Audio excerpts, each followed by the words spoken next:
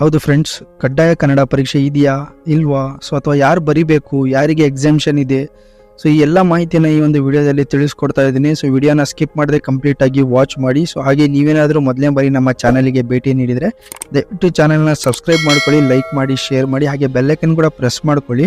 So ಇದರಿಂದ latest job ಅಪ್ಡೇಟ್ಸ್ಗಳು ಏನೇ ಇದ್ರೂ ಅದು ನಿಮಗೆ ಬೇಗ ರೀಚ್ ಆಗುತ್ತೆ. ಸೊ ಬನ್ನಿ ಫ್ರೆಂಡ್ಸ್, ವಿಡಿಯೋನ ಸ್ಟಾರ್ಟ್ ಮಾಡೋಣ. ಸೊ ನೋಡಿ ಫ್ರೆಂಡ್ಸ್, ಈಗಾಗಲೇ ತಮ್ಮೆಲ್ಲರಿಗೂ ಗೊತ್ತಿರೋ ಹಾಗೆ PDO ಹುದ್ದೆಗೆ ಆನ್ಲೈನ್ ಅರ್ಜಿ ಸಲ್ಲಿಸಲು ಲಿಂಕ್ ಏನಿದೆ ಪ್ರಾರಂಭಗೊಂಡಿದೆ.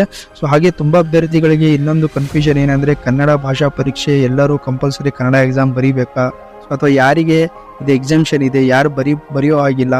ಸೊ ಈ ಎಲ್ಲ ಒಂದು ಕನ್ಫ್ಯೂಷನ್ ಅನ್ನ ಈ ಒಂದು ವಿಡಿಯೋದಲ್ಲಿ ಕ್ಲಿಯರ್ ಮಾಡುವ ಒಂದು ಪ್ರಯತ್ನ ಪಡ್ತಾ ಇದ್ದೀನಿ. ಸೊ ವಿಡಿಯೋನ ಸಂಪೂರ್ಣವಾಗಿ ವಾಚ್ ಮಾಡಿ. ಸೊ ನೋಡಿ ಫ್ರೆಂಡ್ಸ್, ತುಂಬಾ ಜನ ಅಭ್ಯರ್ಥಿಗಳು ಕನ್ನಡ ಭಾಷಾ ಪರೀಕ್ಷೆ ಏನಿದೆ ಪ್ರೀವಿಯಸ್ ನಡೆದ ಒಂದು ಎಕ್ಸಾಮ್ಸ್ಗಳಲ್ಲೂ ಕೂಡ ಒಂದು ಬರೆದಿದ್ದೀರಾ. ಸೊ ತುಂಬಾ ಜನಕ್ಕೆ ರಿಸಲ್ಟ್ ಕೂಡ ಬಂದಿದೆ, ಹಾಗೆ ತುಂಬಾ ಜನಕ್ಕೆ ರಿಸಲ್ಟ್ ಕೂಡ ಇನ್ನೂ ಬಂದಿಲ್ಲ. ಸೊ ಯಾರಿಗೆಲ್ಲ ರಿಸಲ್ಟ್ ಬಂದಿದೆ, ಸೊ ಅವರಿಗೊಂದು ಸರ್ಟಿಫಿಕೇಟ್ ಕೂಡ ಸಿಕ್ಕಿದೆ. ಸೊ ಅವರು ಅಂತಹ ಅಭ್ಯರ್ಥಿಗಳು ಈ ಒಂದು ಕನ್ನಡ ಭಾಷಾ ಪರೀಕ್ಷೆಯಿಂದ ಎಕ್ಸಾಮ್ಷನ್ ಅನ್ನ ಪಡಿಬಹುದು. ಸೊ ಅವರು ಮತ್ತೊಮ್ಮೆ PDO ಹುದ್ದೆಗೆ ಒಂದು ಏನು ಕನ್ನಡ ಭಾಷಾ ಪರೀಕ್ಷೆ ಕಂಪಲ್ಸರಿ ಬರೆಯೋ ಅವಶ್ಯಕತೆ ಇಲ್ಲ, ಅವರಿಗೆ ಒಂದು ಎಕ್ಸಾಮ್ಷನ್ ಸಿಗುತ್ತೆ. ಓಕೆ, ಸೊ ಅವರು ಮುಂದೆ ಒಂದು ನಡೆಯುವ ಮೇನ್ ಎಕ್ಸಾಮ್ಗೆ ಅರ್ಹರಾಗಿರ್ತೀರಾ. ಸೊ ಯಾರೆಲ್ಲ ಎಕ್ಸಾಮ್ನ ಬರ್ದಿದ್ದೀರಾ, ಇನ್ನು ಕೆಲವೊಂದು ಅಭ್ಯರ್ಥಿಗಳು ಬಟ್ ಅವ್ರಿಗೆ ಇನ್ನೂ ರಿಸಲ್ಟ್ ಬಂದಿಲ್ಲ, ಸೊ ಅವರು ಕಂಪಲ್ಸರಿ ಈ ಒಂದು ಹುದ್ದೆಗೆ ಕಂಪಲ್ಸರಿ PDO ಹುದ್ದೆಗೆ ಒಂದು ಕನ್ನಡ ಕಂಪಲ್ಸರಿ ಎಕ್ಸಾಮ್ನ ಬರೀಲೇಬೇಕು. ಸೊ ನೋಡಿ ಫ್ರೆಂಡ್ಸ್, ಈ ನೀವು ಒಂದು PDO ಹುದ್ದೆಗೆ ಅರ್ಜಿ ಸಲ್ಲಿಸುವಾಗ ಅಲ್ಲೇ ನಿಮಗೆ ಒಂದು ಆಪ್ಷನ್ ಬರುತ್ತೆ ಕಂಪಲ್ಸರಿ ಕನ್ನಡ ಎಕ್ಸಾಮ್ ಅಂತ. ಸೊ ನೀವೇನು ನಿಮ್ಮ ಒಂದು ಒನ್ ಟೈಮ್ ರಿಜಿಸ್ಟ್ರೇಷನ್ ಮಾಡಿಕೊಂಡು ಲಾಗಿನ್ ಆಗ್ತೀರಾ. ಸೊ ಲಾಗಿನ್ ಮಾಡುವಾಗ ಡೀಟೇಲ್ ರಿಜಿಸ್ಟ್ರೇಷನ್ ನೀವು ಫಿಲ್ಅಪ್ ಮಾಡುವಾಗ ಲಾಸ್ಟ್ ಆಪ್ಷನಲ್ಲಿ ಕಂಪಲ್ಸರಿ ಕನ್ನಡ ಎಕ್ಸಾಮ್ ಅಂತ ಒಂದು ಆಪ್ಷನ್ ಇರುತ್ತೆ. ಸೊ ಅಲ್ಲಿ ನೀವು ಇನ್ ಕೇಸ್ ನೀವು ಎಲಿಜಿಬಲ್ ಇದ್ರೆ, ಒಂದು ಪಾಸ್ ಆಗಿದ್ರೆ, ಉತ್ತೀರ್ಣರಾಗಿದ್ದಲ್ಲಿ ಎಸ್ ಅಂತ ಹಾಕಿ, ಅದರ್ವೈಸ್ ನೋ ಅಂತ ಹಾಕಿ. ಯಾರೆಲ್ಲ ಎಕ್ಸಾಮ್ ಬರ್ದಿದ್ದೀರಾ, ರಿಸಲ್ಟ್ ಬಂದಿಲ್ಲ, ಅವರು ಕೂಡ ಕಂಪಲ್ಸರಿ ಕನ್ನಡ ಎಕ್ಸಾಮ್ನ ಬರೀಲೇಬೇಕು ಫ್ರೆಂಡ್ಸ್. ಸೊ ಯಾರೆಲ್ಲ ರಿಸಲ್ಟ್ ಬಂದಿದೆ, ಸೊ ಅವರು ಈ ಒಂದು ಈ ಒಂದು ಕನ್ನಡ ಭಾಷಾ ಪರೀಕ್ಷೆಯಿಂದ ಎಕ್ಸ್ಕ್ಯೂಸ್ ಸಿಗತ್ತೆ. ಓಕೆ, ಸೊ ಇನ್ನು PDO ಒಂದು ಹುದ್ದೆಗೆ ಕೂಡ ಕೆಲವೊಂದು ಇನ್ಸ್ಟ್ರಕ್ಷನ್ಸ್ ಕೊಟ್ಟಿದ್ದಾರೆ KPS ಇಂದ ಕನ್ನಡ ಭಾಷಾ ಪರೀಕ್ಷೆ ಕುರಿತು, ಅದು ಕೂಡ ಇಲ್ಲಿ ನೋಡ್ಕೊಂಡ್ ಬರೋಣ. ಸೊ ನೋಡಿ ಫ್ರೆಂಡ್ಸ್, PDO ಒಂದು ನೋಟಿಫಿಕೇಶನ್ ಏನ್ ಬಿಟ್ಟಿದ್ರು, RPC ಅಂಡ್ ಹೈದರಾಬಾದ್ ಕರ್ನಾಟಕ ಎರಡೂ ಒಂದು ನೋಟಿಫಿಕೇಶನ್ ಏನ್ ಬಿಟ್ಟಿದ್ರು, ಸೊ ಅದರಲ್ಲಿ ಕ್ಲಿಯರ್ ಆಗಿ ಕೆಲವೊಂದು ಇನ್ಸ್ಟ್ರಕ್ಷನ್ಸ್ ಕೊಟ್ಟಿದ್ದಾರೆ ಕನ್ನಡ ಭಾಷಾ ಪರೀಕ್ಷೆ ಕುರಿತು. ಸೊ ನೋಡಿ ಫ್ರೆಂಡ್ಸ್, 8.1 ಏನ್ ಇನ್ಸ್ಟ್ರಕ್ಷನ್ ಇದೆ ಕನ್ನಡ ಭಾಷಾ ಪರೀಕ್ಷೆ ಕುರಿತು.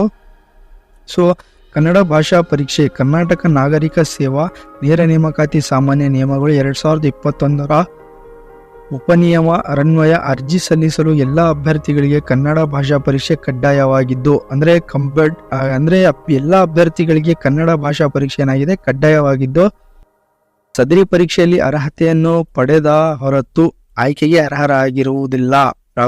ಅಂದ್ರೆ ಈ ಒಂದು ಎಕ್ಸಾಮ್ ನಲ್ಲಿ ಅರ್ಹತೆಯನ್ನು ಪಡಿಲೇಬೇಕಾಗಿರುತ್ತೆ. ಓಕೆ, ಸೊ ಈ ಪರೀಕ್ಷೆಯು ಗರಿಷ್ಠ 150 ಅಂಕಗಳ ಒಂದು ಪ್ರಶ್ನೆ ಪತ್ರಿಕೆಯನ್ನು ಒಳಗೊಂಡಿರುತ್ತದೆ. ಅಭ್ಯರ್ಥಿಯು ಈ ಪತ್ರಿಕೆಯಲ್ಲಿ ಅರ್ಹತೆ ಹೊಂದಲು ಕನಿಷ್ಠ 50 ಅಂಕಗಳನ್ನು ಗಳಿಸಬೇಕು. ಈ ಪ್ರಶ್ನೆ ಪತ್ರಿಕೆಯನ್ನು SSLC ಹಂತದಲ್ಲಿ ಪ್ರಥಮ ಭಾಷೆ ಕನ್ನಡವನ್ನು ಮಾನದಂಡವನ್ನಾಗಿಟ್ಟುಕೊಂಡು ಸಿದ್ಧಪಡಿಸಲಾಗಿದೆ. ಓಕೆ, ಸೊ ಇನ್ನೊಂದೇನು friends, even if you studied in Kannada medium also, so ನೀವು ಕನ್ನಡ ಮೀಡಿಯಂ ಓದಿದ್ರೂ ಕೂಡ ಕಂಪಲ್ಸರಿ ಕನ್ನಡ ಎಕ್ಸಾಮ್ನ ಬರೀಲೇಬೇಕು. ನೀವು ಆಗಿಲ್ಲ ಅಂದ್ರೆ ಪ್ರೀವಿಯಸ್ ಅಲ್ಲಿ ಕರೆದಂತ ಎಕ್ಸಾಮ್ ಅಲ್ಲಿ ನಿಮ್ಮ ಒಂದು ಕನ್ನಡ ಭಾಷಾ ಪರೀಕ್ಷೆಯಲ್ಲಿ ನೀವು ಪಾಸ್ ಆಗಿಲ್ಲ ಅಂದ್ರೆ PDO ಹುದ್ದೆ ಅಪ್ಲೈ ಮಾಡ್ಲಿಕ್ಕೆ ನೀವು ಕನ್ನಡ ಭಾಷಾ ಪರೀಕ್ಷೆಯನ್ನ ಕಂಪಲ್ಸರಿ ಬರೀಲೇಬೇಕು, even if you study in Kannada medium. Okay, so ಇನ್ನೊಂದು ನೋಡಿ ಫ್ರೆಂಡ್ಸ್, 8.2 ಕೊಟ್ಟಿದ್ದಾರೆ. ಕನ್ನಡ ಭಾಷಾ ಪರೀಕ್ಷೆಯಲ್ಲಿ ಅರ್ಹರಾದ ನಂತರ ಕರ್ನಾಟಕ ನಾಗರಿಕ ಸೇವಾ ನೇರ ನೇಮಕಾತಿ ಸಾಮಾನ್ಯ ನಿಯಮಗಳು 2021 ಹಾಗೂ ತಿದ್ದುಪಡಿ ನಿಯಮ 2021 ಉಪನಿಯಮ 5 ಅಡಿಯಂತೆ ಸ್ಪರ್ಧಾತ್ಮಕ ಪರೀಕ್ಷೆಯಲ್ಲಿ ಗಳಿಸಿದ ಅಂಕಗಳ ಶೇಕಡಾವಾರು ಪ್ರಮಾಣದ ಆಧಾರದ ಮೇಲೆ ಹಾಗೂ ಚಾಲ್ತಿಯಲ್ಲಿರುವ ಮೀಸಲಾತಿ ನಿಯಮಗಳನ್ನು ಆಯ್ಕೆ ಮಾಡಲಾಗುವುದು. ಅಂದ್ರೆ ಕನ್ನಡ ಭಾಷಾ ಪರೀಕ್ಷೆ ಅರ್ಹರಾದ ನಂತರ. ಓಕೆ, ಸೊ ಇಲ್ಲಿ ನೋಡ್ಬೋದು ಅರ್ಹರಾದ ನಂತರ.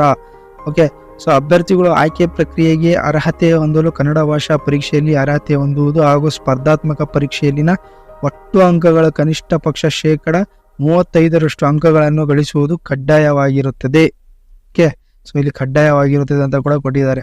ಸೊ ಇನ್ನೊಂದು ವಿಶೇಷ ಸೂಚನೆ ಏನು ಕೊಟ್ಟಿದ್ದಾರೆ ನೋಡಿ, ಕನ್ನಡ ಭಾಷಾ ಪರೀಕ್ಷೆಗೆ ಸಂಬಂಧಿಸಿದಂತೆ ಅಭ್ಯರ್ಥಿಗಳು ಈಗಾಗಲೇ ಕರ್ನಾಟಕ ನಾಗರಿಕ ಸೇವಾ ನೇರ ನೇಮಕಾತಿ ಸಾಮಾನ್ಯ ನಿಯಮಗಳು 2021 ಅಡಿ ಕರ್ನಾಟಕ ಲೋಕಸೇವಾ ಆಯೋಗ ದಿನಾಂಕ 29/11/2022 ಹಾಗೂ ನಂತರ ನಡೆಸಲಾದ ಕನ್ನಡ ಭಾಷಾ ಪರೀಕ್ಷೆಗಳನ್ನು ಬರೆದು ಉತ್ತೀರ್ಣರಾಗಿದ್ದಲ್ಲಿ ಸದರಿ ಫಲಿತಾಂಶವನ್ನು ಈ ಅಧಿಸೂಚನೆಯ ಹುದ್ದೆಗಳ ಕನ್ನಡ ಭಾಷಾ ಪರೀಕ್ಷೆಗೆ ಪರಿಗಣಿಸಲಾಗುವುದು. ಅಂದರೆ ದಿನಾಂಕ 29ರಂದು ಹಾಗೂ ನಂತರ ನಡೆಸಲಾದ ಯಾವುದೇ ಒಂದು ಕನ್ನಡ ಭಾಷಾ ಪರೀಕ್ಷೆಯಲ್ಲಿ ನೀವು ಉತ್ತೀರ್ಣರಾಗಿದ್ದಲ್ಲಿ ಆ ಒಂದು ಸರ್ಟಿಫಿಕೇಟ್ ಸಾಕಾಗಿರುತ್ತೆ. ಈ ಒಂದು ಹುದ್ದೆಗೆ ನೀವು ಮತ್ತೊಮ್ಮೆ ಬರೆಯೋ ಅವಶ್ಯಕತೆ ಇರುವುದಿಲ್ಲ. ಅದೇ ಒಂದು ಸರ್ಟಿಫಿಕೇಟನ್ನು ಪರಿಗಣಿಸಲಾಗುವುದು ಅಂತ ಕೂಡ ಹೇಳಿದ್ದಾರೆ. ಕನ್ನಡ ಭಾಷಾ ಪರೀಕ್ಷೆ ಹಾಗೂ ಸ್ಪರ್ಧಾತ್ಮಕ ಪರೀಕ್ಷೆ ಪಠ್ಯಕ್ರಮ ವಿವರಗಳ ಆಯೋಗ ವೆಬ್ಸೈಟ್ನಲ್ಲಿ ಪ್ರಕಟಿಸಿದ್ದಾರೆ. ಸೊ ಇಲ್ಲಿ ನೋಡ್ಬೋದು ಕನ್ನಡ ಸಿಲೆಬಸ್, ಈ ಒಂದು ಲಿಂಕ್ ಇದೆ. ಲಿಂಕ್ ಮೇಲೆ ಕ್ಲಿಕ್ ಮಾಡಿದರೆ ಆ ಒಂದು ಸಿಲೆಬಸ್ನ ನೀವು ನೋಡ್ಬೋದು. ಸೊ ನೋಡಿ ಫ್ರೆಂಡ್ಸ್, ಐ ಹೋಪ್ ಎಲ್ಲರ ಒಂದು ಕನ್ಫ್ಯೂಷನ್ ಏನೇನು ಯಾರಿಗೆಲ್ಲ ಇದೆ ರಿಲೇಟೆಡ್ ಕನ್ನಡ ಎಕ್ಸಾಮ್ ಕುರಿತು ಸೊ ಸ್ವಲ್ಪ ಕ್ಲಿಯರ್ ಆಗಿದೆ ಅಂತ ಅಂದ್ಕೊಂಡಿದ್ದೀನಿ. ಸೊ ನಿಮಗೆ ಏನೇ ಕನ್ಫ್ಯೂಷನ್ ಇದ್ರೂ ಕಮೆಂಟ್ ಮಾಡಿ ಫ್ರೆಂಡ್ಸ್. ನನಗೆ ಗೊತ್ತಿರೋ ಅಷ್ಟು ನಿಮಗೆ ನಾನು ಕಮೆಂಟಲ್ಲಿ ನಿಮ್ಮ ಒಂದು ಕನ್ಫ್ಯೂಷನ್ನ ರಿಪ್ಲೈ ಮಾಡೋ ಪ್ರಯತ್ನ ಮಾಡ್ತೀನಿ. ಹಾಗೆ ನಿಮ್ಮ ಒಂದು ಕನ್ಫ್ಯೂಷನ್ ಸಾಲ್ವ್ ಮಾಡೋ ಕೂಡ ಪ್ರಯತ್ನ ಪಡ್ತೀನಿ. ಸೊ ನೋಡಿ ಫ್ರೆಂಡ್ಸ್, ಈ ಒಂದು ವಿಡಿಯೋ ನಿಮಗೆ ಇನ್ಫಾರ್ಮೇಟಿವ್ ಅನಿಸಿದರೆ ದಯವಿಟ್ಟು ಲೈಕ್ ಮಾಡಿ, ಶೇರ್